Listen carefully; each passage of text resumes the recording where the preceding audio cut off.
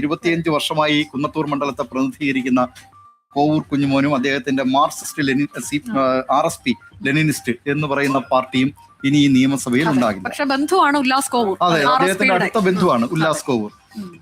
നാടൻപാട്ട് കലാകാരനൊക്കെ നമ്മുടെ ടെലിവിഷൻ പ്രവർത്തകനായിരുന്നു. അപ്പൊ ആ നിലയിലൊക്കെ ഉല്ലാസ് കോവൂരിനെ സംബന്ധിച്ച് കഴിഞ്ഞ 5 വർഷക്കാലം അദ്ദേഹം ആ മണ്ഡലത്തിൽ തന്നെ നിറഞ്ഞു നിൽക്കുകയായിരുന്നു. അതിനുള്ള അംഗീകാരം അവിടുത്തെ ജനങ്ങൾ നൽകിയിട്ടുണ്ട്. അതുപോലെ കേരള കോൺഗ്രസ് KB ഗണേഷ് കുമാർ പത്തനാപുരത്ത് പരാജയപ്പെട്ടതോടുകൂടി ആ പാർട്ടിക്കും പ്രാതിനിധ്യമില്ല. അവിടെയും ജ്യോതികുമാർ ചാമക്കാല കഴിഞ്ഞ 5 വർഷമായിട്ട് ഈ മണ്ഡലത്തിൽ പ്രവർത്തിക്കുന്നുണ്ടായിരുന്നു. അതെ, കഴിഞ്ഞ തവണത്തെ പരാജയത്തിന് ശേഷം അതെ, നല്ല നിലയിൽ അദ്ദേഹം പ്രവർത്തിച്ചു. മറ്റൊന്ന് അതുവഴി കറങ്ങിയപ്പോ ഞാൻ കണ്ട ഒരു കാഴ്ച എന്ന് വെച്ചാൽ ഈ ഫ്ലെക്സിലൊക്കെ ഉമ്മൻചാണ്ടിക്കൊപ്പം ജ്യോതികുമാർ ചാമക്കാല ഇരിക്കുന്ന പോസ്റ്ററുകളാണ് പലയിടത്തും അദ്ദേഹം ഉപയോഗിച്ചിട്ടുള്ളത്.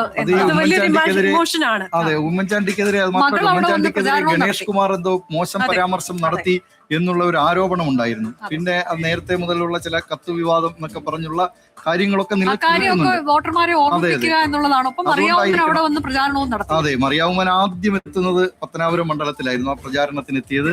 അപ്പൊ അതൊക്കെ ഏതായാലും ജ്യോതികുമാർ ചാമക്കാലയ്ക്ക് സഹായകമായിട്ടുണ്ട്. മറ്റൊന്ന്, ഞാൻ ആ ചെറിയ പാർട്ടികളുടെ കാര്യം സഭയിൽ നിന്ന് അപ്രത്യക്ഷമാകുന്ന പാർട്ടികൾ NCP എലത്തൂരിൽ AK ശശീന്ദ്രൻ പരാജയപ്പെട്ടു. കുട്ടനാട്ടിൽ തോമസ് K തോമസ് പരാജയപ്പെട്ടു.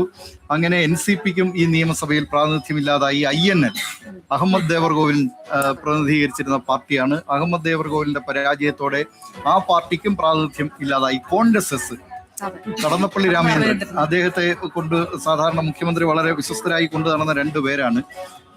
ഒന്ന് രാമേന്ദ്രൻ കടന്നപ്പള്ളിയും മറ്റൊന്ന് AK ശശീന്ദ്രൻ.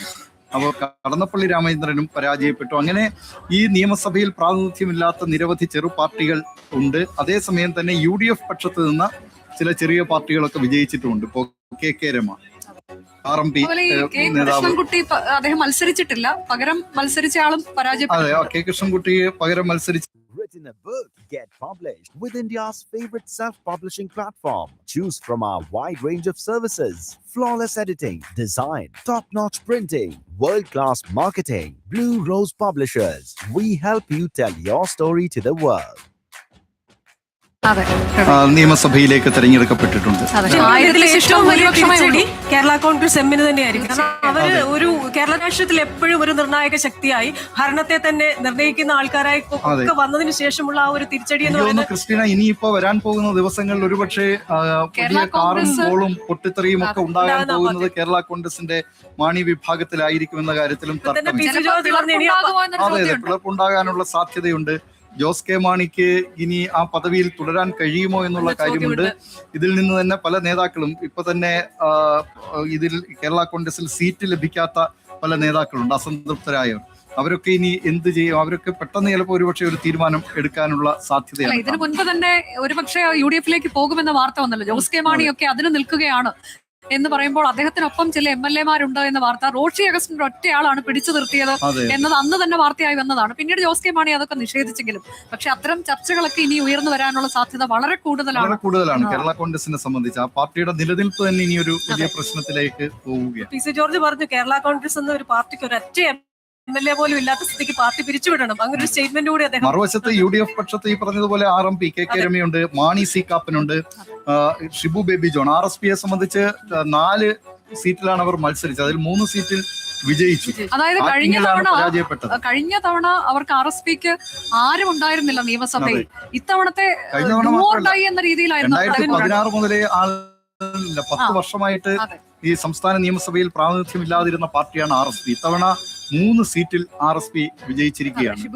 ഷിബു ബേബി ജോൺ, ഇരയൂപുരത്ത് അവരുടെ വിഷ്ണു മോഹൻ എന്ന് പറയുന്ന സ്ഥാനാർത്ഥി ജയിച്ചിട്ടുണ്ട്. കുന്നത്തൂരിൽ ഉല്ലാസ് കോവൂർ ജയിച്ചിട്ടുണ്ട്. അങ്ങനെ RSPയെ സംബന്ധിച്ചും ഇത്തവണ വീണ്ടും നിയമസഭയിലേക്ക് പ്രാതിനിധ്യം ഉണ്ടായിരിക്കുകയാണ്. ഏതായാലും ഇങ്ങനെ പ്രാതിനിധ്യം ഇല്ലാതെ പോകുന്ന കുറച്ച് പാർട്ടികളുണ്ട്.